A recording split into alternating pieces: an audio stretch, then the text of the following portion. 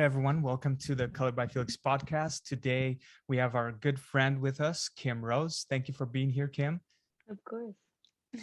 And this is actually the second time we're interviewing with her. It's been like, what, a couple years since we've... I think even longer than that, because we were trying to think, it's definitely pre-pandemic. I want to say like 3 years ago. It was pre my dog too, and my dog is just about to turn 2. So that's how I gauge time. So it's been like 3 years, I think, guys. So how did y'all first meet? I think how we first met was, I think we hit you up first. So we were doing a charity art auction, and I followed Felix on Instagram. I loved his art, and I asked for him to donate a painting to it, and he did. And I think after that, we always kind of kept tabs on each other. And then, correct me if I'm wrong, but then I think you guys were coming to visit LA for an art event that you did, and that's when we met you guys. Yeah. So that was the first time that we actually met in person. So we went down to that, which was really cool. And then I think we showed you around LA a little bit. We got lost. This was before I knew LA has different districts that are wildly different from each other. And I learned later. So I took them scootering through the actual worst part in Los Angeles that you can take someone scootering, which is Skid Row. Wow. We went through Skid Row. Yeah, I funny. felt so bad because we were in the fashion district. That's where my studio was at the time. And I was like, oh, like there's some cute spots in the arts district. Let's go there, which is now where I live. I live like really close to where we went and got food at Zinc Cafe. But Skid Row was right smack in between us. And I was like, let's bird, it'll be fun. It was not a good, nothing bad happened, but it was just not the most pleasant tour. Around I was LA. like, oh, where are we? Yeah, actually, it was kind of interesting. It was. I wasn't trying to take you guys to any dangerous places. I was just genuinely very lost. But yeah, so we did that, and then have kept tabs. I think we interviewed you guys, and then afterwards, you guys interviewed me, which was really cool. And been keeping tabs. I see that you're almost at 1 million followers on Instagram. You are so close. That is awesome. I think he was at 1 million, right? And then the non-believers fell off when you did like stuff you actually wanted to do. You know what? That's fine. That's what happens. Literally, people, you got to do it. I know a photographer that's an incredibly talented photographer. And he was shooting for a big YouTuber, and he had, I think, over 1 million. And when he started, he stopped working with him, and then he started just doing what he loved, his photography. And he's like, it bled so many, like almost half, I want to say. But I was like, the people that stay to the people that really love what you're doing, and you can't cater just for the followers. You know, you got to do what you love. For sure. Exactly. So I remember like how we met and you took us to your studio. It was amazing to see that in person. So different than, that experience to come actually at, somebody's place and see how they work is just an amazing experience. So I noticed you've progressed and you've kind of stuck with your style, and you just kept adding a few, like I noticed you started using more gold, real gold, right? In your artwork. Can you kind of explain to the audience like your style and kind of where it came from and how that became? Yeah, I think it's weird. I think I would experiment with different things, and if I see something that I just really love, I'll do more of it. So for me, like resin is the epoxy that I use that's very shiny. I've always loved that. The second I saw it online, I was like, I need to work with this. It's amazing. This is exactly what I want to be creating with. And I feel like the same thing happened with gold. The first time I used real gold, I was just obsessed with it. I was like, this is beautiful. It is I think it's just very rich culturally. It's been used in a lot of different things. It's religious, it's spiritual. It's just something that is, and when I see it in paintings, like it has a beautiful glow, like in the mornings and in the sunsets. It's just very alive. So when I was able to afford working with gold, I was like, this is it. I need to keep working with gold. And luckily I have been able to keep working with gold, which I really love.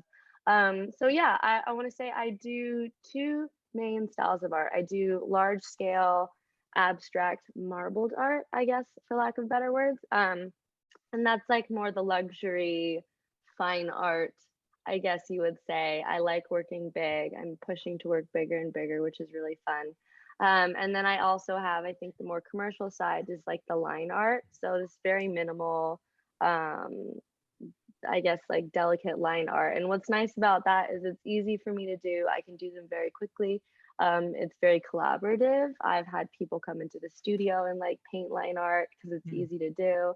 I've drawn people that I just, was like, I really want to draw you. So it's opened up opportunities for collaboration in ways that I think the marbled paintings haven't. And it's easy to license too. Like I did a necklace collection. I'm going to do another necklace collection with a company partnering with a art print company. So it's very fun. They're both different, but they are both, I guess, different sides of the same coin of what I do. Mhm. Awesome. And I was wondering, when you were talking about getting bigger and bigger with your art, is there like, what's the main motive there? Is it something about like, does the large scale just evoke like a more grandiose feeling, or what? Yeah, it does. So one painting made me cry in my entire life, and it sucks because the artist is unknown, but we were at the, and I mispronounce it, so please forgive me, the Louvre. I'm gonna say it wrong, The but Louvre. the Louvre. Someone told me I was pronouncing it wrong when I said the Louvre. You say it Really? Louvre. Yeah, you say it with Oh, like a little French accent. So, but we all know what I'm It's the talking same way about. in fashion. You can never get it right. You might as well Yeah, just you go might for as it. well go for it. Yeah. Yeah. But so we visited over there a long time ago with my family, and this one painting, it was huge. And it was an oil painting, it was hyperrealist painting. And I just remember looking at it, and I don't know why, I just started crying. Wow. And it was just so beautiful, and I couldn't describe why I cried. And it was really funny because my sister was with me, and she's really funny. Um, she kind of tapped me on the shoulder. She's like, "Are you okay?" And I'm like, "Yeah, I'm okay." She's like, "Why are you crying?" And I was like, "The painting, like it's the painting. It's so beautiful." And have you ever like side text someone when people are around so no one else can hear your conversation? So she grabbed my phone and typed in the notes, and she handed me the phone. She's like, "Is that really why you're crying?" And I was like, "Yes, that's really why I'm crying." She like couldn't believe that I was actually crying over a painting because I'd never done that before. And I think that was just one thing that I like, creating things that just make me feel in awe. And I know that when I create large paintings, like this one, there's a canvas sitting right next to me. It's probably about as tall as I am. And I just know when it's created and when it's up on the wall, it just has such a presence for me that I love. And so that's why I really, really love working on large paintings. It's really challenging too. With the mediums that I work with, it's incredibly challenging. But I like a challenge. I think it grows me. So I think that's another reason why I gravitate towards large scale. That's So like awesome. your work, like you mainly have to have it flat, right? Because Mm-hmm. it's so big, you have to walk around it. It's like, Mm-hmm. I've tried that before, putting the painting flat and working. I'm like, oh man, am I getting old, or is it my lower back or It's what? it's hard, and it's really funny too because I think I've always done it. You know how when you do something you develop muscles for it? So I hmm do this squat where you like sit, it's almost like an owl, like a, what is it, like a monkey squat, I guess, like where you're sitting. Mhm. And I can squat and hold like that for a very long time. And I didn't realize until I started having interns that would come in and work with me. They're like, "How are you still like that?" And I was like, "I don't know. It's my squat. Like, like you can just sit like this." And so I always offer people, because I know not everyone likes to work on the floor. I said, "Do you like to work on the floor? Do you like to work on a table?" And weirdly enough, a lot of my assistants and interns, they like working on the floor with me, which is kind of cool. I think A, because it's so big. Um, B, there's just something fun about it. I don't know. But if I could work on an easel, it depends on what you're doing. It's definitely a lot easier on the back and hmm on the joints. So Yeah. how many like assistants and interns do you have, and how does that process work? Like if someone wanted to work with you? Yeah. So if someone, right now, I am not accepting new positions. I just hired on someone to help me with TikTok, which is amazing. I'm really excited to have her. And because I, up to this point, I've been doing most all social media by myself, and it's nice to be able to have someone help. So she's Mm-hmm. helping with TikTok, a little bit with Twitter, baby bit with Instagram. Instagram's mostly the one that is me. So we've got her, my manager, Derek, who I think I had him when, I don't know, I might have just started working with him by the time you guys came and visited. I think Derek and I have been working together for about 3 years. And it's really nice. So where you guys visited my first studio, you remember how there were a bunch of little shops? Yeah. This was one of the shops like a few doors down. Oh, cool. Yeah, so we became friends first, So and he's also an artist? he's not an artist. So he is a, I feel like I'm gonna mess up the official title, but basically what he does is because we were in the fashion district, so he works in fashion. He's a, I guess, to water it down, like a celebrity stylist. He pulls clothing brands and he will either rent or sell them out to stylists that work with celebrities. Okay. So it'll be really cool because once I borrowed a coat for an art show and he texted me, he's like, "Hey, can I have that bag? Billie Eilish needs it." And I was like, Billie Eilish. And then another time I borrowed something, he's like, "Hey, Beyonce stylist needs this." And I was like, "Beyonce stylist?" I was like, "That's so cool." Wow, that's cool. Yeah. So he works with, and it's really cool what he does too, because he worked in fashion, and it was really hard for smaller designers to like try and get in because it's a very competitive industry. So how he got started is he's like, "I want to start working with the little dogs, like the new talent that doesn't have so much experience, but I really love their work." And so that's kind of his origin. And he, through, I'm not sure if I told you guys this, but one of my designs got stolen. And this was back when we were friends. He was just so quick on being on it. And Max told me, he's like, "That's what a manager would do. Like, you should talk to him about maybe being your manager." And we Oh, did, yeah. And we've worked together ever since, and we work together fantastically. So do love him lots. nice. That's awesome. And I And think there was something you, oh, go ahead, Felix. oh, Mhm. sorry, I just wanted to kind of do you guys still, I know Max started the podcast, remember he was Yeah, doing it, do you guys still do yeah. that, or how's So that's hard. That's a hard conversation because COVID hit, and obviously it halted a lot of things, especially in-person meetings. And so we tried to do a couple Zoom interviews, but for Max, I think one of the things that he loved was, and we did, because we got to like meet you guys in person, which was so cool. We really love the aspect of meeting people in person. And Mhm. so when COVID hit, we halted things. We have been talking about starting it up again, but switching up the angle a little bit, because I found that I really enjoyed interviewing artists.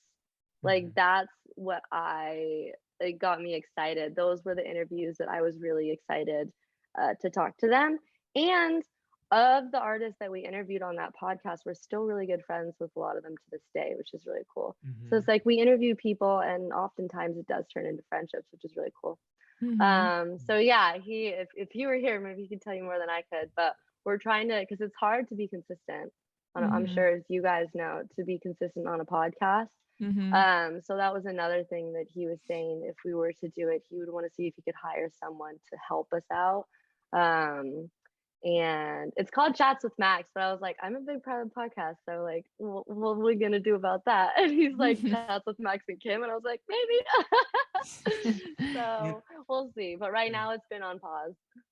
yeah, Yeah. I think that's just so awesome when you guys were, doing it, and I think it's like you said, it's so awesome to have like different artists all over the world. Even, of course, it's better experience in person. It's totally different, and we had that, Mhm. and I'm so happy we did. I know. But it's just amazing. We've met so many amazing people, like, and their stories, and you could kind of hear their stories and how their art kind of became to be, and you start to see it in their paintings, like kind of more of their Mhm. stories. How Yeah. that evolved, and it's just a different experience.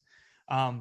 I want to go back a little bit. I know we've kind of interviewed and kind of like already covered this a while ago, but I wanted the audience, maybe newer listeners, to hear your story, how you started. I know you had a very interesting story about about your mother and just kind of that experience of becoming a full-time artist. if you don't mind Yeah. sharing that. Yeah, absolutely, absolutely. Okay, so I was like, the journey's been so long, so I'm trying to think where I start. The beginning. So the most simple way that I can put it. So growing up, my dad's an engineer, and my mom was more of the creative artist, and I think that was a really good um, duality to kind of grow up with because my dad was very like work hard. He told me when I was studying in school, he's like, don't be an artist, you'll be broke. And I was like, okay. But I just knew, like, we talked about this too. It's just this itch, this something that you have to do. You're like, I want to paint, I want to create. And so I think it was about college time that I realized that this was something that I really love to do. And that I think Instagram was just starting to be taken more seriously, I think, like from a marketing standpoint. It wasn't just a spot for you to post pictures with your friends of your lunch. It was a platform that people marketed on. Mhm. And so I wanted to see if this was something that was serious that I should take more seriously, or if this was something that was just going to come and go. And so in college, I got an internship at a social media marketing company, which was really great for me because it showed me that this is the future of marketing. At the time, people weren't so sure about it, but there were big companies spending good budgets marketing through social media. And it makes sense because instead of paying 5 grand for a billboard and okay, it's there for a month, but you don't know who's going to see it. And also, it's a billboard. Who looks at those anymore on the side of the freeway? If you're marketing for, say, like a makeup brand, you can do targeted influencer marketing for 5 grand with makeup influencers. And it's just a much more efficient way of going about marketing. And it made it more accessible for stuff people like me that I don't have big budgets, but I can connect with people all over the world through social media for free, which was really cool. So that's when I was like, okay, I'm gonna start taking social media more seriously. I really like doing art. Getting started, it was really hard because art does not pay the bills at first. So what I did is what worked for me is I love photography and would do like influencer posts here and there. But the best bang for my buck was shooting for watch companies. And it was really nice because I could just take a watch photo. You could literally like shoot on your iPhone, take a picture, change outfit, take a picture, change outfit, and you can get a bunch done in a day. And so I would shoot for watch companies and that would pay my bills. And then every other chance I got, I was like, I'm gonna do art and I'm gonna see how I can make this still grow. I think a big pivotal thing for me was when we did Mission Marisol, which is when I first contacted you guys, which is really cool. So when we did Mission Marisol, that was hands down the hardest thing I've ever done in my life. We essentially were planning a charity art auction in 6 months. And a big event like that, it's like a wedding. It should take a year to plan. We didn't know that. It was just me and my friend Evan, who was my manager at the time. And then we got like a bunch of other people who were down to kind of help us out with making this event happen. And we learned a lot, grew a lot. Did not sleep for 2 months leading up to the event, but it was a fantastically beautiful, successful event where we were able to fundraise for, we partnered with a nonprofit called ICF, who we very love. They're very transparent about their charitable giving. They take the least amount. At the time, I think it was like 7 cents on the dollar, which is ridiculously low for any nonprofit. So they gave a huge portion of it to the actual organizations, which was really cool. And so we donated to a few charities to that, fundraise through art. And the whole reason that I did that was because my mom, obviously as an artist, was the one that inspired me to, I guess, more embrace my creative side. Like I grew up, I could make a mess with paint, I could do dance classes, I did acting classes, I did all kinds of things. She really encouraged it. And she, when she passed away, I was freshman, sophomore, I think junior in college. I think the death of a loved one can do a lot of things to a person, but I think for me, that was when I realized that life is precious and life is short. And what are you doing if you're not doing what you love? And I think she instilled this sense of art in me. She instilled this sense of helping the community around you and the people that you care about. Because what good are my gifts if I can't use them to help others as well? That's just my personal outlook on it. So I think that whole charity was just a big way of wrapping everything together. And basically like starting this new staple, this new movement of trying to use art for good in her honor, which was really beautiful. And that whole process, it was very hard but very healing for me too. Like I can talk about it now, I could not talk about it before. I'm a very happy, smiley person. I hate sad emotions. I hate talking about things that could make anyone feel uncomfortable or sad. And so that for me, it was a big learning that you can talk about someone's memory and it doesn't have to be sad. It can be a celebration. And a big part of what I do today is because of her. And so, yeah, so that I think was a big spur for me of saying that I do love art and I do love what it can do, and I want to keep going in this direction. Um, and that was the first moment. It was really cute because we had this big, beautiful venue. It was at City Club Los Angeles. It was on like the 40th floor or whatever. And it was just windows everywhere so you could see the whole city. And everyone, it was cocktail attire, so everyone dressed fancy. And I remember my dad came up and he just looked at me and he was like, "You're doing this art thing." And he's like, tears in his eyes. And I was like, "We are, like, we're doing this art thing." And that was really cute. Ever since then, I think I've also been doing better financially, thank goodness. He's been nothing but incredibly supportive of what I do. And I do owe a lot of what I am to him as well, because he was the skeptic that is like, if you're going to do this, you got to work really hard to make it happen. And it is a lot of work, but I couldn't see myself doing anything else. So that's like, I guess the not so concise, but kind of concise birth of me becoming an artist. And ever since then, like ever since when you guys came and visited about 3 years ago, that was my first art studio that I got. I spent all my money on it and luckily sold a painting, was able to stay there longer, and just haven't looked back ever since. We've been growing ever since at a tremendous rate, which is amazing. And I think I'm like right at the pivotal point where we've been growing. I think this next year is going to be explosive growth. I think it's just going to keep going because we've been working hard, gaining traction. I'm learning to delegate now, which is essential in growth. And very exciting things. I've got an art show. I don't do art shows that often, but I've got an art show planned. I want to plan it somewhere around the end of the year, like November. And I get obsessed with colors. My new color that I'm about to be obsessed with is pink, like a peachy pink color. And so it's going to be an all pink art show. I And see in the back there.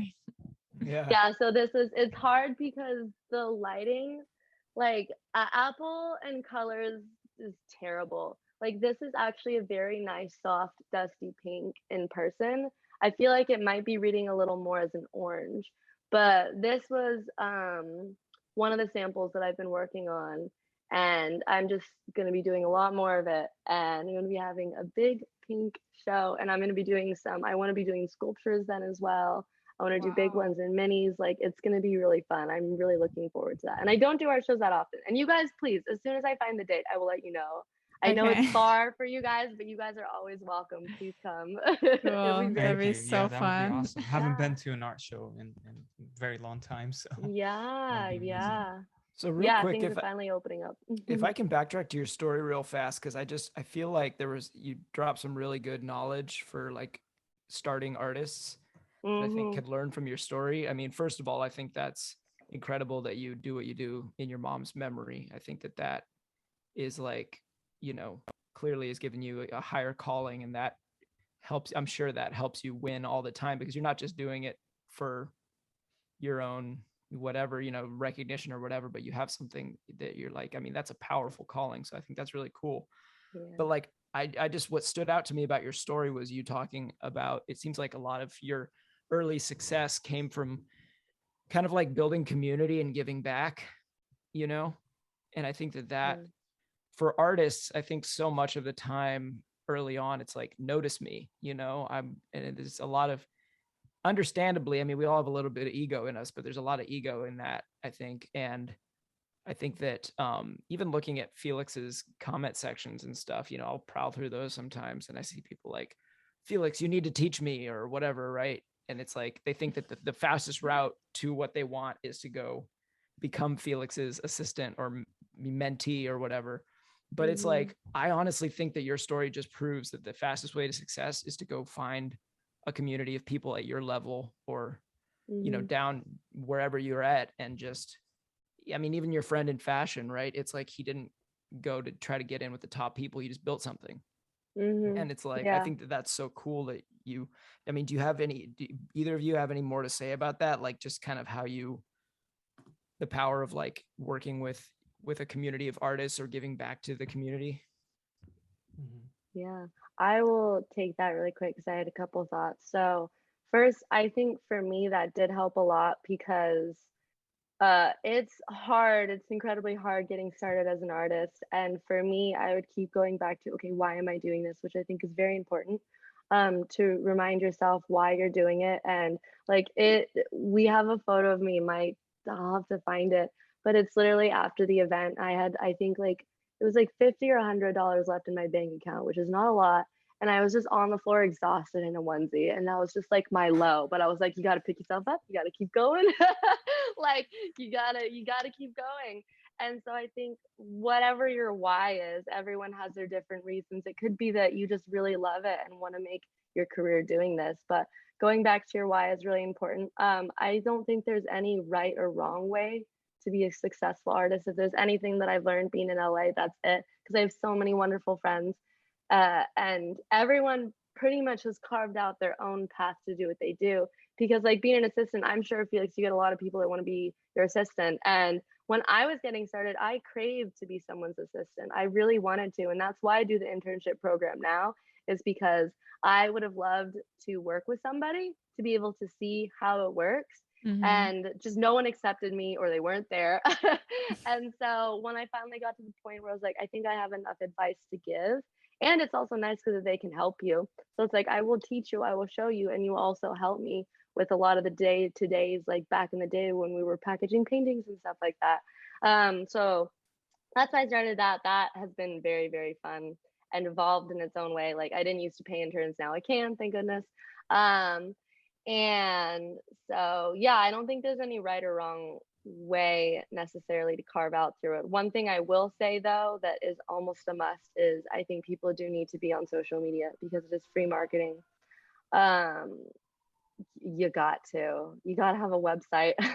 There are a couple of things that you absolutely need, and then from there on you carve out your own way, because what worked for me might not necessarily work for another person, or what worked for you might not work out for another person. Yeah. So yeah, That's I do think it's really good what you were saying. Sorry, I didn't mean to cut you off. no. In growing with people, I remember one of Max's bosses told him, and I know there's a bunch of quotes on this, but it's like, invest in your friend group now, because you are going to be growing together, and your friends and peers are going to be the next influential people. And as you rise together, it's a beautiful mentality to, instead of like trying to call upon someone and be like, okay, you're like super famous or you're like super up there, as you grow, because that's good as well, but it's so important to have your peers and your groups that are growing with you, because that is incredibly helpful. And you don't even need to know them in person, you can know them online.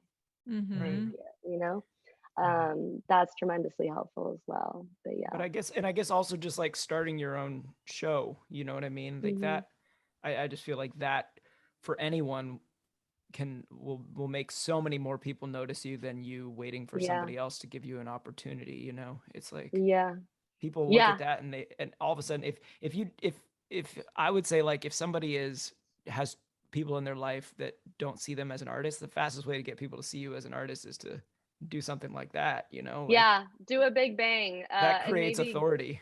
yeah, exactly. I think that created authority. It pushed me to grow in a lot more ways than I knew, because that was my first time doing large scale abstract art as well, but I really wanted to. So it was just a big grower in a lot of different ways. So I think that is, it's hard too. There's no like handbook how to throw an event, because there's a billion little things that you don't like. Event spaces, you need event insurance. Do you have a liquor license? Like, are you charging for alcohol? Are you doing plates? Like, there's a lot of different things that we didn't even think about. Like for us, we were going to try and be our own nonprofit, and they're like, no, you should probably partner with a nonprofit because it can take 6 months to a year to become a nonprofit. And I was like, so it's just like, I think but to not discourage people from going for it and doing it, because sometimes the best way to grow is to say like, we're gonna do it, and then you figure it the fuck out along the way, you know. exactly.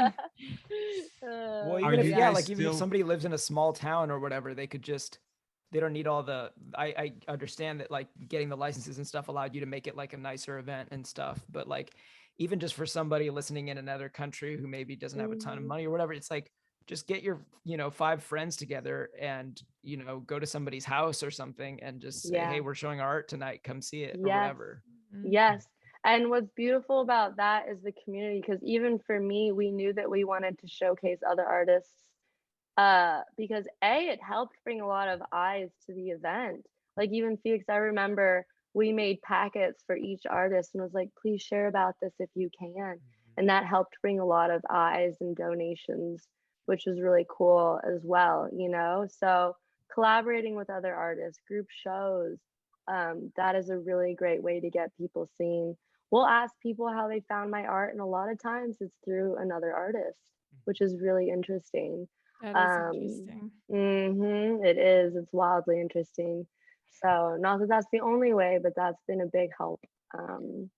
Collaborating. Mhm. Yeah. So last time we talked to you, you had your art in a gallery in Las Mhm. Vegas. Are you still Yeah. there? No. Okay. So, unfortunately, for this gallery, I love them so much. They're very old fashioned. So they do he was of the mindset like you can't post a picture of it online because someone will steal it, you know? So when COVID hit, it hit them hard. And they had just moved into this big, beautiful new gallery space too, but it was very expensive.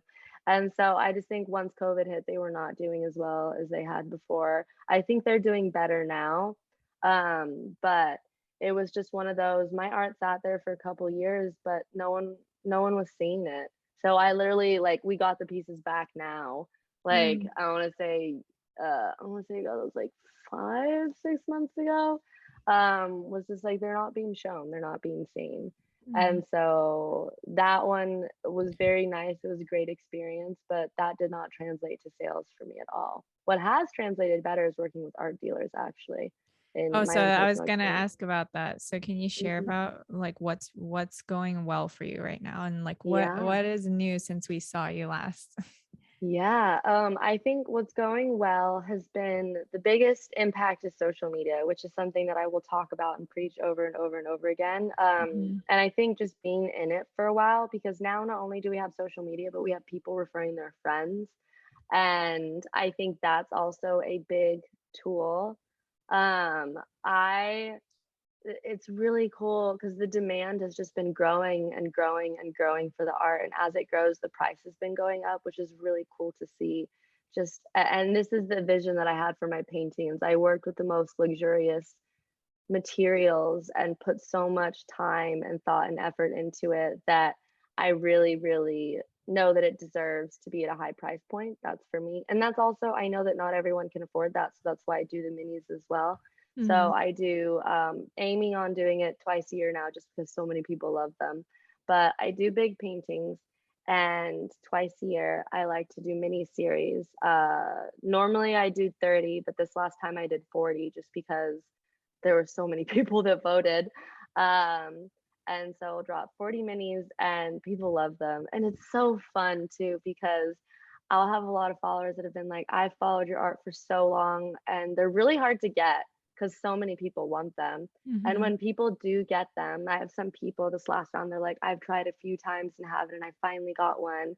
And they just get emotional. They get so happy. And that for me makes me so happy because people are just like, I couldn't believe that I finally got one. And it's like, I get excited through that as well, that people are Mhm. so excited. And not only do they have an art piece, but they have a whole story around it. And I do put a lot of time and effort into each painting. So it is really cool to see people love and receive the paintings, for all the work, the hard work that I put into them. So that's been going really good. Everything's just been going good. Praise the I Nice. Lord. cannot complain about anything. Yeah, we've been growing. Um, Very blessed in so many different ways. And like I said, I think just from here it's just gonna get bigger. Um, I have big ambitions for my art, and I think I'm finally at the pivotal point where I can see myself getting there, which is really cool. I'm traveling to Europe for a wedding, but then I'm just going to stay around and meet with some artist friends. Cool. Couple of my art dealers there in London, so we're definitely going to go to London for a little. And then after that, I'm going to New York to create a painting, which I'm super excited about because I have a collector over there. And I was like, I could make his painting over here and send it to him, or I can make his painting over there. That's cool. And so, yeah, so I'm Mhm. doing a little Nice. tour, which is going to be really fun. Hopefully, going to be meeting a lot of artist friends along the way, which I'm really excited for. Nice. Wow. Yeah, So, that's like the skinny of it. how did you meet your art dealers that you have in London? Social media. Oh, Literally, okay. they found me on social media and they said, "Can I come see your studio?" And I said, "Absolutely." And I think for me, what has worked well is having few meaningful relationships. I don't want to be someone that has a lot of meaningless relationships when it comes to Yeah. people that love and represent my art. I want few, but I want the people that do represent me to love my art. And Mhm. that's what I have, people that just really, really adore my art. And what I love about that is when they truly do love the art, they don't need to sell it. They just love it. So they talk about it. Mhm. And from there, I think it'll just sell itself. So it was really cool. I finally got to meet them. The ones that I work with, mother daughter duo, Art Concepts London, love them. Finally got to meet them in person like about a month ago. They came and visited, and it just made it all the better to get to see people in person that you've been working with. That was really cool. But yeah, all through social media, and yeah, social Nice. media again. So That's you said you're focusing mainly on Instagram, Hmm. right? And Yeah. we now, like, you hired somebody to help you with TikTok. Are you on Hmm. Facebook or you anywhere else, or just, Hmm. or Twitter? I know you're on there. And Yeah, that's a what would you whole say? other conversation. So what would you say, like, your main, like, platform that you, where you find these more of I mean, it could be different for everyone, but for you particularly, Yeah. what is a platform that you would find these collectors or these, people that appreciate your art? Is it mainly through Yeah. Instagram? Yeah, I think mostly for me, Instagram has always been my darling because I love photos and that was a photo first platform. My best advice to people is get on everything. You don't have to be on it all at once, but do in phases where you test out different ones so you at least have a presence and then Mhm. see what works out for you. For me, Instagram worked really well. TikTok, I remember I told you guys way back 3 years ago, I was like, why aren't you on TikTok? You need to get on TikTok. And now you're kicking ass Actually, on you were TikTok. the one that inspired us in 2019, Yeah, and we Yes. got on there. yeah, Yep, I remember that. yes, That's crazy yes. as well.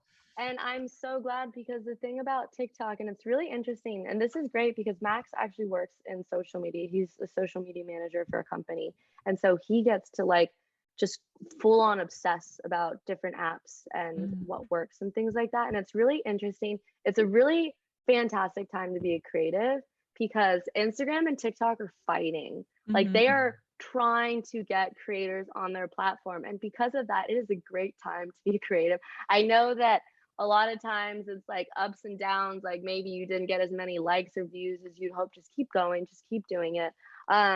So because TikTok obviously became such a huge app, Instagram started to push reels, which is like their version of it. And what's really interesting is I thought TikTok has a bigger chance to go viral, but consistent day in day out, Instagram reels has way better reach, which is really interesting, which is why it's important to be on both. Mhm. um and I need to practice what I preach. I would talk about TikTok and I fell off TikTok for a while because I was so absorbed in my projects, and that's why I finally was like, I need to hire someone to be able to help me out with this and to keep me consistent and accountable. Mhm. And it's been great. And so the TikTok, which is weird, I was originally on TikTok because I was like, TikTok is the younger audience. These are the Mhm. people that aren't going to collect me now, but they might eventually. The collector that I'm going to create a big, gorgeous, expensive painting for in New York, he found me on TikTok of all Wow. places. And I Wow. was like, weird. Like Yeah. he's like, yeah, I found you on TikTok, and what's really funny is he's like, I actually deleted all social media now. And he's like, but I do remember, like, I saw a video on TikTok of your art, and I really, really liked it. And it's his first time being a fine art collector, which is Oh, really Oh. cool. So TikTok, it should not be slept on. Mhm. Twitter. Okay, so this is like a whole other thing, but I think this is extremely relevant to what I'm doing. I have been looking at the NFT space for over a year now. You guys know NFTs. Okay, cool. So I have been looking at this space for over a year, and I had a lot of friends saying, like, you need to get on it. You need to just put something out now. And for me, it just didn't feel natural or organic to just create something and put it out really fast. Because I understand that it's like you learn as you go and you put things out. I fully believe that. I also fully believe that you, as your own personal artist, knows what's best for you. And sometimes it's Mhm. hard to listen to that. But for me, I was like, I can't just put something out. I need to think about it. I need to think about it for a really long time. And when I do eventually put something out, I want it to be something that I am incredibly proud of. Mhm. And it put a lot of pressure, but it's like the pressure makes diamonds type things. We were in the final phases. I hired a digital designer to help bring my vision to life and a coder to help bring my painting to life. And that's all Mm. I'm going to say about it right now. But I am extremely excited about the future of NFTs. And the reason that I'm talking about that now is because NFTs are on Twitter. A lot of my friends are saying, like, if you're going to do NFTs, be on Twitter. You have to be on Twitter. And so Mhm. that's why I've been pushing Twitter more and more. Twitter is where a lot of the NFT collectors are. It's a very interesting, different crowds run on Twitter than on Mhm. Instagram. Mm-hmm. Yeah. And so been growing with that. Twitter's been doing a-okay. We've been getting people excited for the drops because I have 3 paintings planned. I'm gonna do one of ones and gonna be dropping them. We're not rushing it. We're letting it take its time. But we'll be dropping those soon. But that's the reason that I'm on Twitter. If it Mm-hmm. wasn't for NFTs, I would not be on Twitter. Some I'm not much of like a news person. Yeah, something that I think I want to just call attention to for the folks listening is that I think that you very successfully cast a wide net with social media. And it's like you said, you know, Mm-hmm. like do them all. You don't have to like rush into doing them all. But I think that like experiment with them all because it's like you said, the audience can be very different between all Yeah. of them. Or all it takes is one person like that, you know, collector in New York. And the wider net you cast, the more likely you are to find that one person. But it's or just to Mm-hmm. find your audience type. It's like you said, the NFT people hang out on Twitter. You know, TikTok's a little bit Mm-hmm. of a younger audience. It's just, and Yeah. we're all different. Like the thing that we're talking about could, or the thing that we're making could resonate differently with a different audience. So I think you're so right in that. It's just Exactly. experiment with all the different platforms, find where you're strongest, but then also do the other ones. Yeah. Mhm. So Mm-hmm. I remember you mentioned last time we had an interview. You said that you studied business and marketing, and you were kind of like when you were going into art, you were bringing that that thing into your art, which helped you a lot, right?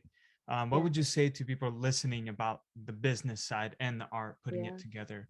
Yeah. A couple really important things. One, I studied business in school and have learned not to diss on school because I'm really glad that I went and studied. I was very, very fortunate to have received a business degree. I, for my own personal art, have learned way more just by hands-on doing and trying and failing and trying again and failing. All you really need to know, it's great to know Excel spreadsheets, numbers, basic numbers. You don't need to be a math whiz. Business isn't as scary as you think it is. It's not. And you don't need to have a degree to officially become an entrepreneur business person. Um, so don't be intimidated by it. The other thing is, I think the modern day artist has the privilege, but also must have a basic understanding of how business works for art and in selling their art, which I know is really hard, but I think it helps you get to where you want to get much quicker. And when I say business, I'm saying marketing is social media. Like, how fun is that? It's not scary. It's creating fun videos and making people excited to see your art. that's marketing, you know? Mhm. And for artists also, just for their own personal finances, having a savings and making sure that you are making enough money to pay your bills. Because I talk about this all the time. You cannot create if you are starving.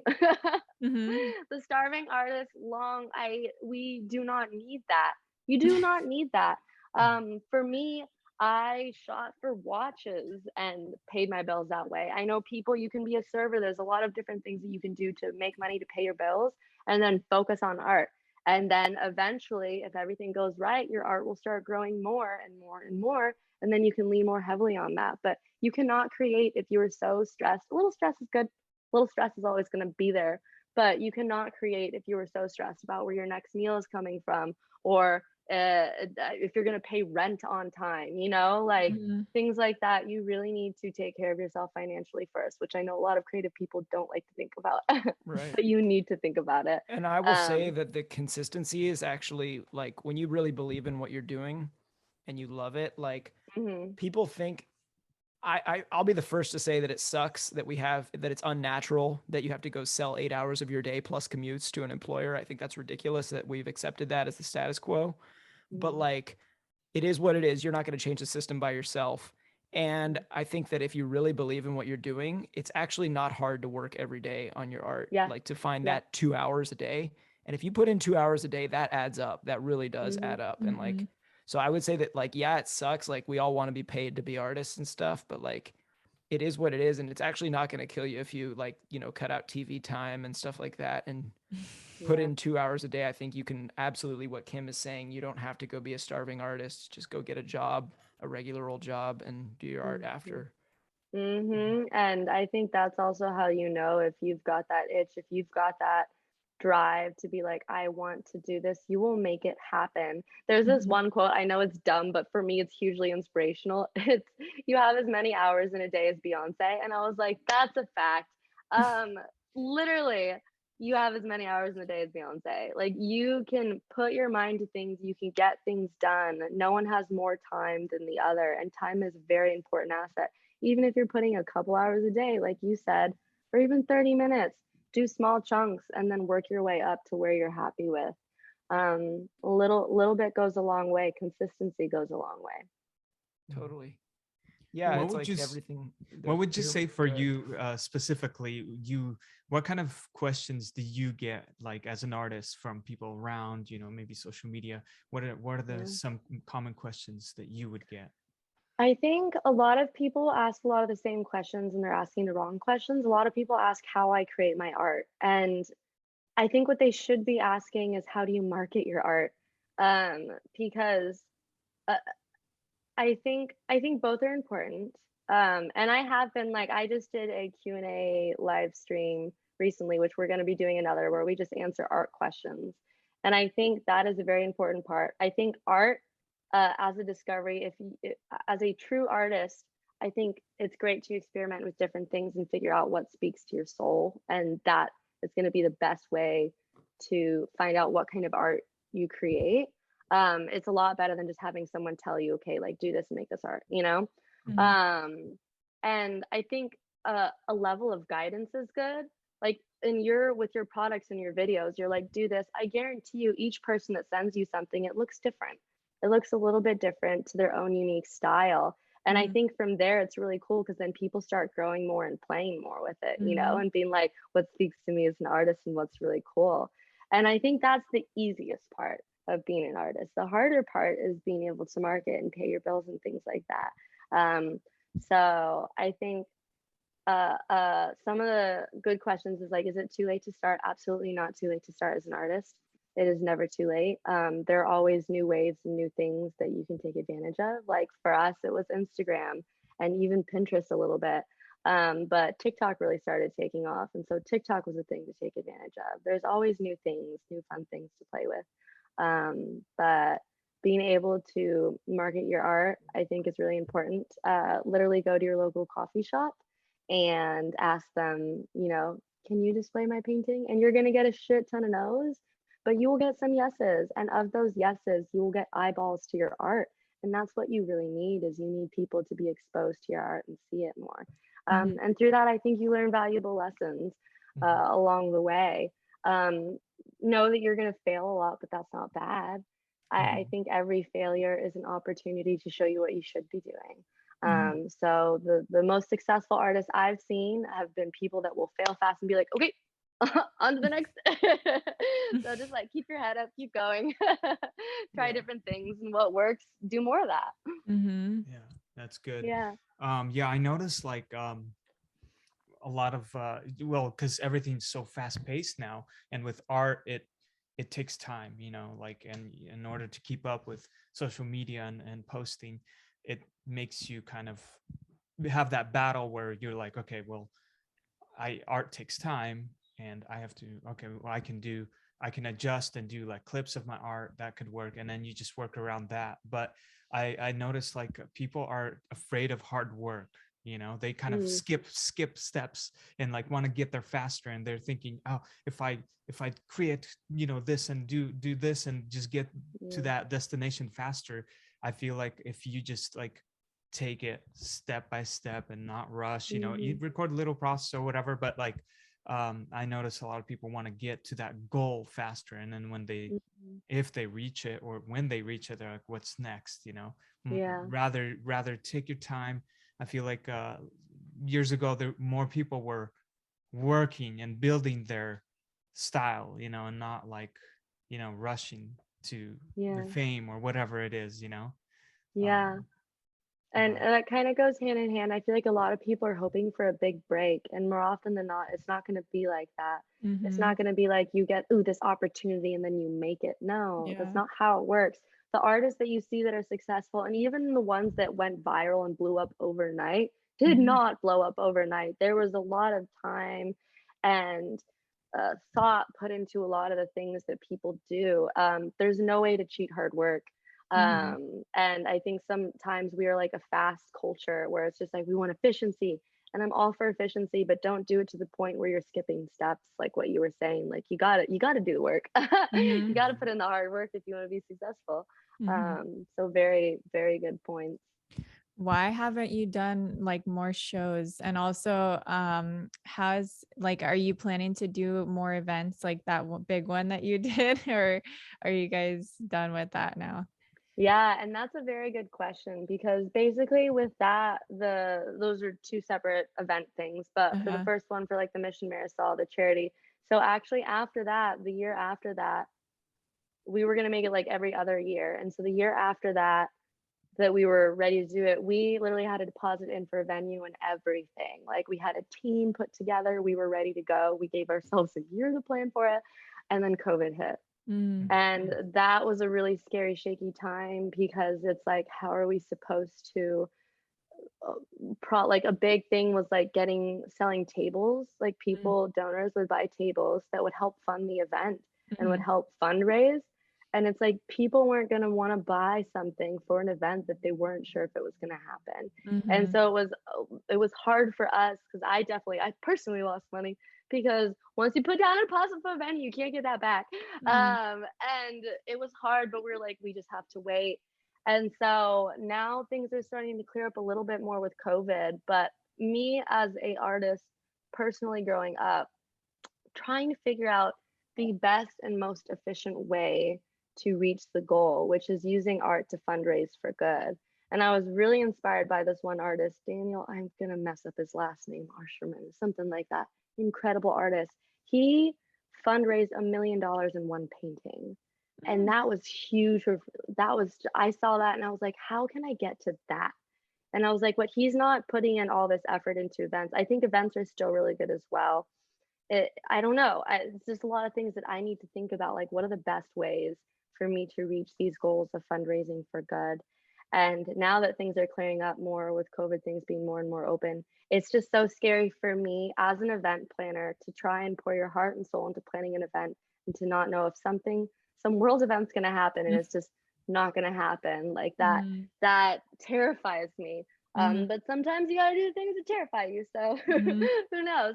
But so for that, still talks back and forth figuring out what is the best thing to do for the and with that there will always be a charity aspect to my art. Like that's not going away. It's just a matter of how are we fundraising. That's the biggest question. And then for the physical events, the reason we haven't done COVID, B, I just haven't had time or need to. I am back ordered like 6 months on custom orders. And that's not including the minis that I'm planning on dropping like every two times a year. So I'm busy. So I haven't had the need to, but I think it's for me more of a want to, because I know a lot of people love the paintings and they haven't seen one in person. And I was like, I want to be able to, I haven't had a chance. There was this big, beautiful green painting that I would have loved to have showcased, but that one was on a time limit. And so they needed that one pumped out fast and sent. And so I wasn't able to hold on to that one long enough for a show. But this next painting, the one that I'm working on right beside me, that one, I was like, this is the one that I want to be able to plan a show around. And so it's a big pink, peachy pink painting. I'm going to do minis at the end of the year. And I've always wanted to do statues. I want to say for the past 3 years, I've been talking about it. And I feel like this show is a perfect opportunity for me to expose a new type of medium. That's cool. Yeah, and also I just love the end of the year, like the season where everyone's just like in their good feels and wants to do something fun. So I'm really excited. I feel like I've given myself adequate time to mentally prepare for another event. And I'm excited. And I'm excited even last one, the one we did in Vegas. We had people flying from all over the world.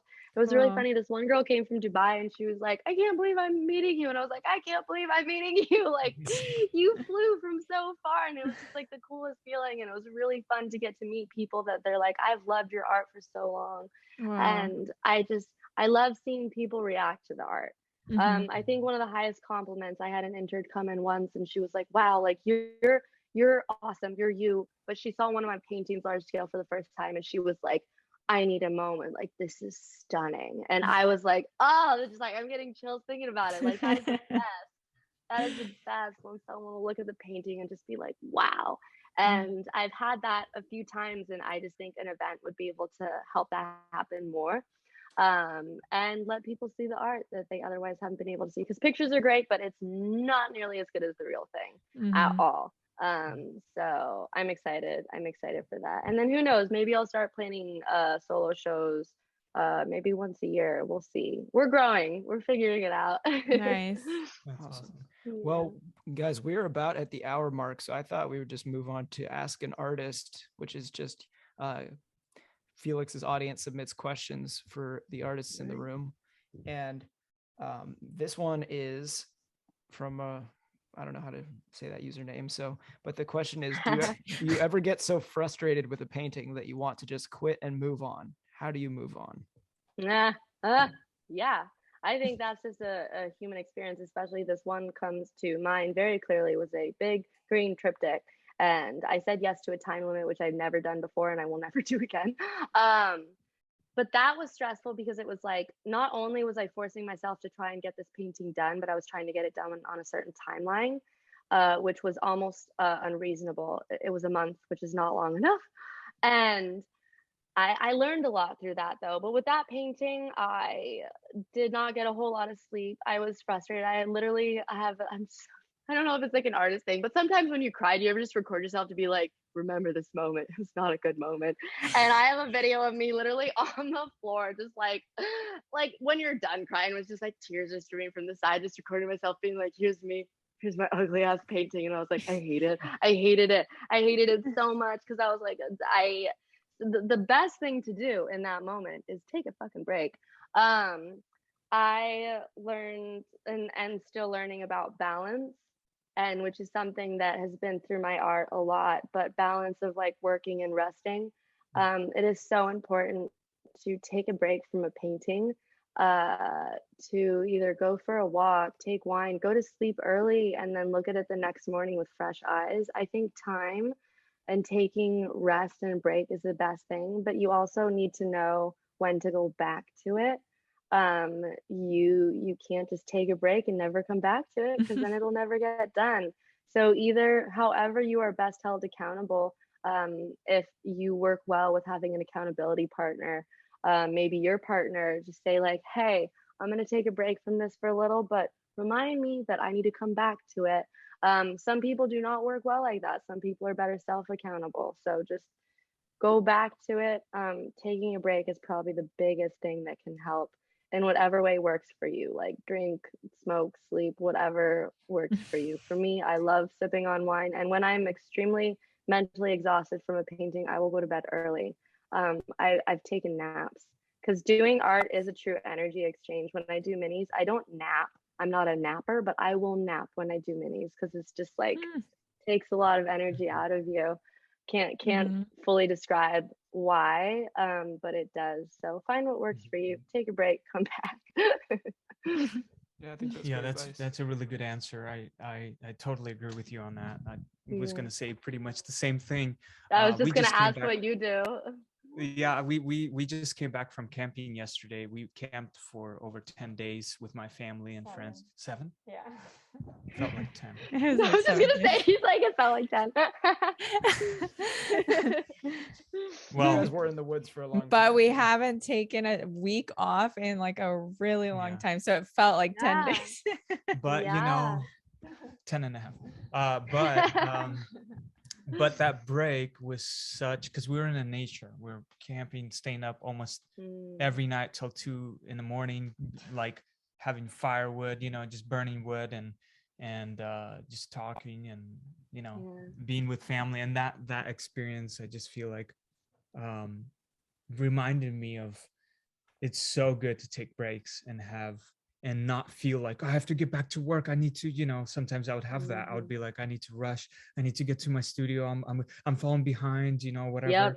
And but when I'm like, I just need to let that go. It's in my head. And when I chose to let go, because we were supposed to stay for 3 days, and then from there we're like, Oh, they made it longer. yeah, we're like, you know what, this is good. This is family time, and Yeah. it was really, I don't regret it. It was really good time, and we had good memories, and I think that's gonna last. I wouldn't just choose that to stay a few more days to work in the studio. I think those moments we forget sometimes when we're working too much, and we forget that there's family and friends, people that you can be around with, and balance, like you said. that. Yeah, so just that balance is so important, because we can get into that mindset of just like pushing everything out of us, and we just get so exhausted. Yeah, because Andrea, I was going to ask you, I'm interested to hear your thoughts on this, because I know I'm the same mindset. When we go on vacation, I'm like, okay, how can I work? And Max will always be like, you need to stop. Like, you need to just enjoy the vacation. I was like, but how can we make this into something? And he's like, no, don't do it. And sometimes it drives me insane because I have that same thing where it's like, I need to do something. I can't just like, I'll sit for a little and then be like, okay, I need to do something. But Andrea, are you kind of of the same mindset, or do you think you balance him out and saying like, hey hon, let's calm down a little bit, like let's enjoy our family time? I think I'm also a workaholic. We love it. Yeah, so I'm a workaholic too, I'll admit it. But yeah, so I feel like this time, like sometimes I have that feeling too. I'm like, I need to get back to work. There's something I could be doing. But like this time we kind of like helped each other. like it's okay, we don't do this often, we can rest. Yeah. Like even though people are emailing and messaging and like all this stuff, it's like sometimes I literally just put my phone away and like leave it there for a couple days.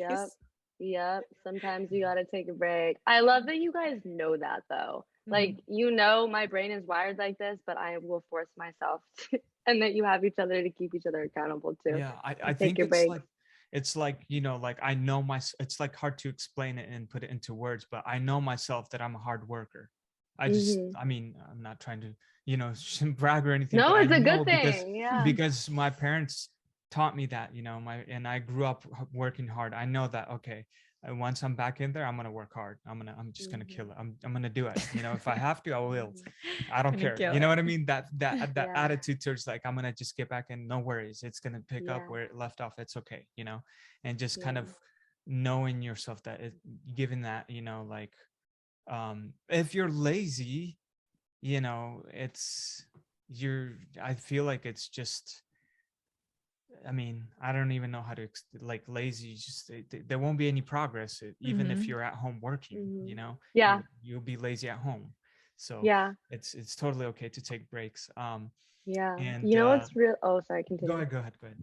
Oh, you just made me think of something that kind of helped my own personal sanity because I used to be very frantically always wanting to work. And it got to the point where it was just like, it would cut into quality time with Bay. And he'd be like, it's literally 11 and you're still working on your phone. And I think that to a certain point, that's essential, kind of, maybe not essential, but I do think that you do need to hustle a little bit more at the beginning when you're getting Mhm. yourself up above ground. What's Totally. helped me so much is finally being able to, first, you got to make enough money too, but being able to delegate things to people. That has been so good for me because I can sit and I can like watch a show on Netflix and be like, even though I'm not working, my company's still growing. I Mhm. know that this person's working on this. I was like, I got a designer working on this, I got a coder working on this, and I've got my assistant working on this TikTok. Like, I it's it helps me embrace like the rest a little. And I think what's good is when I do rest, I do come back refreshed. Mhm. And so I think, I mean, even I had paintings about balance literally 3 years ago, and I'm still learning about it Mhm. and about the importance of it. But I think once you do reach a great balance, it does help you be the most efficient, best growth that you can be. Mhm. But that what I've been learning is like delegating has helped Yeah, save my sanity a little bit. that's Mhm. awesome. Hey, Sebastian, can we do one more? What? Just one more real We quick got a one. late start. Sure, I yeah, I yeah. just I've got nothing to do. just one more. Yeah. So like me and Andrea are in a relationship and we're doing this thing together. How are you and Max doing? How is it like as you get bigger and you grow, you become busier? How is that with your relationship? How is Yeah. it are you guys on the same page? Is it difficult? Do you have to find time to set aside business and find time to just, have your time together?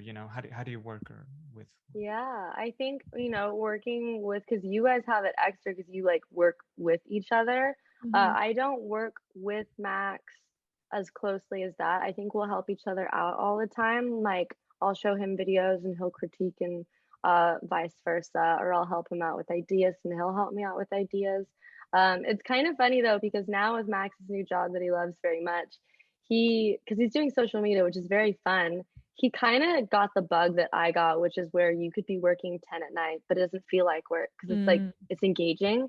And so it's the script has flipped a little bit to the point where I'm like, he goes, I get it now. He's like, I get why you can be working so late because it's kind of fun and it doesn't Mhm. necessarily fully feel like work. But so I think just like anything. Oh, here's the zoomie. Oh, it's so cute. Oh, Ria, come back.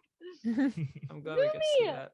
She's a that? little zoomy butt right now. They literally just walked back. She gets these things called the zoomies that I think a lot of dogs get, where Our they just get dogs have so that too. excited. Yeah, Yeah. isn't it fun? Where they're just like da-da-da-da-da-da-da. And it's really funny because for her, she'll like there's a coffee table and then the rug, and she'll just run around the coffee table like like really fast. Got a little zoomy right now. But also she's not gonna listen to me at all while she's being zoomy. But oh, well, the dogs also tremendously help because sometimes I'll be working for a very long time and she will be like, you need to take a break. And the thing with the dog, you gotta take her out 2 times a day. So at least 2 times a day, I'm going out for a 15-minute walk, forcing myself to stop. I think that's great too. And Max and I really love that too because we'll take her for walks together. So no matter Mhm. what we're doing, and we take turns doing it, being like, put your phone away, be present with me. Setting aside time. It's just like any relationship, friendship, significant other. Everything takes time and effort. And so we've been growing a lot together, which is really cool. I love that you guys like have gotten to meet us, which is really cool. Yeah. Yeah, but been growing a lot. It's like that grow together type love, which I think is really cute. Nice. And yeah, it's been fun. It's actually especially fun now that he's working in social media because he can like tell me fun things. Like with him, first we thought TikTok was the best thing since sliced bread, and he's like, actually, the Instagram algorithm's been way better, and we're like, wow. And like I get to learn little tips and tricks like that from him, which is really cool. Wait, Max, I don't know if he's working right now or not. Yeah, bring Matt, him in. Let's just say hello come to him. real quick. here. Come say hi. Wait, put this in. Felix and Andrea. Oh, hey guys. Hey, Max. Hi. We Wow. were Good just to see you. talking It's been a about while. Rhea, Good come to here. see you. Come on. Right here. Yeah, Oh, no, she's not it's gonna. good to see you. It's been so long, but I'm I glad. know, we- where are you guys now? We were just talking about you guys. We right now we're visiting Seattle, our family, but we moved to Puerto Rico. Oh, wow. That's what it was. I was like, I remember they moved somewhere. I was like, that was different. Oh, I Yeah. love that. And your beautiful house is so gorgeous. Are you guys enjoying the tax Thank you. benefits of being over there? Oh yeah. Of course. Like, most Nice. definitely. Are you like neighbors with Logan Paul and Jake Paul? Not Oh, do neighbors. they live out there too? That's I so go funny. I go training boxing, you know, with Logan. Really? No, Oh, I'm see, joking. you could say that, say it with a straight face. You could be like, oh, I chill out in his pool all the time. You know what I'm saying? It's- We paint together sometimes. Yeah, I chill in this pool in the one of those pink, you know, pink things that sit on it. This one. This one. Oh my gosh, I That's love it. amazing. Well, Oh, I'll let you guys keep going, but Yeah. it's awesome to see we you just guys. had to pull Good you to see in. you. 'Cause we were like, speak of the devil. Was just talking mad trash about you. But yeah, so there, he's back. Rhea, I want to see if I can get her up just to be here for longer than a second. Rhea, come here, lovey. Come on. Oh, she just looked at me and was like, absolutely not. Okay. Oh, are you coming? Oh, there it is. Oh, there's Oh, my that fluffy tongue. tail. Wow, she has a necklace. I know, she's got a gold chain. Isn't that the cutest? She's a little swaggy dog. I got that on Amazon. It's not super expensive or fancy or anything. I just thought it was cute. But yeah, oh, now we have the whole damn fam here. That's so cute. But yeah, I think, did I answer the question? I think just like anything, takes communication, hard work. And it's fun. We have fun lives. Nice. Mhm. Cool. Yeah. Well, thank you, Kim, so much for, you know, being here Yeah. today. Yes. Yeah. And sharing. And it's all fun to kind of, you know, the last time we met, to see how things have changed in I just know. 3 It's years. so Yeah. cool. And So good to this catch up. this is really cool. And hopefully we can, you know, see each other in person and even see your artwork in I person. know. Again. Yes, that would be so cool. I'll definitely let you guys know. I know it's far travel and you guys don't take breaks, but LA I think could be good. There will be a lot of cool artists for you to meet over there. Mhm. You get to meet all of my artist friends, which I think would be really cool for the LA Art Show end of the year. But it was so good to talk to you guys. I really do love seeing you guys and seeing you guys grow and how you guys work together. I just Aw, am such a big thanks. fan of you two. I really, really am. And it was really good to talk to you guys. Thank you so much for reaching out. Yeah, Yeah, thank you for Kim. being here. Thank you everyone for listening to the Color by Felix podcast. If you enjoyed this episode, be sure to check out Kim's artwork And at where can they Kim find Rose. that? Okay. go At ahead. Kim Rose. Is that it? The Instagram is kim.rose.art. Same as TikTok and Twitter, I believe. And then the best spot to see my art is kimroseart.com. That's where you want to go. That'll have everything too. That'll have links to everything. And that's where people can like get a painting if they're interested or anything like Yeah. that. Yeah, that's where we're sold out and on a wait list for customs, but I promise that paintings are worth the wait, even if you do need to wait a little. So don't be shy. You can email us. You'll get to talk to my lovely manager, Derek, who I spoke about earlier. And we'll see if we can get people a painting. But yeah. Cool. Awesome. Thanks, Kim. Of And course. thanks everybody for listening. See you guys next week. See you guys. Bye, Kim. Thank you. Bye. It's Bye, always awkward to guys. end. You're so good.